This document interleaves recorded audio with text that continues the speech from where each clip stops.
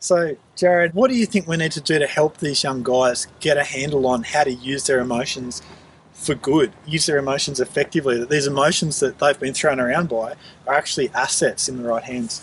Absolutely. So I think a lot of young boys and people in general, but especially boys who have been through and have experienced bullying, they can feel overwhelmed by their emotions. And I say particularly boys because they don't really get taught what to do with them. Okay, we sort of get trained to keep them all inside and bottle them up and not show them overtly because that's a sign of weakness. So it's not about not feeling these emotions and trying to take that away from their reaction, but it's saying, okay, this thing has happened. This is how I feel about it. What tools do I have now to make sure that I'm using these emotions that I'm feeling in a positive way rather than a negative way? So there's the metaphor of emotions being like guns, where they can be used to defend yourself or other people, like the gun in the hands of a policeman, versus being used to hurt other people, like in the hands of a bank robber or a criminal.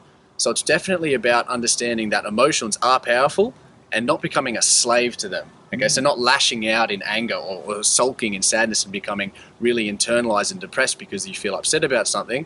It's about using those to find a way to be productive. And there's lots of skills and tools and a variety of different things that you can use to do that. But the very first step is to understand that this is how I feel. I'm not going to let the way that I feel affect the way I act in a negative way. Yeah. On a practical level, what does this look like for your son? This looks like, I feel angry.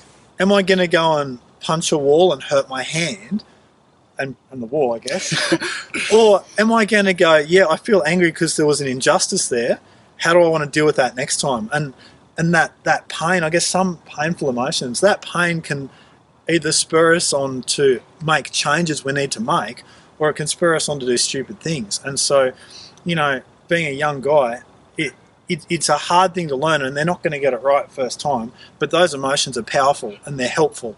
And we don't want our teenage sons feeling like they can't use their emotions, because how else do you be healthy,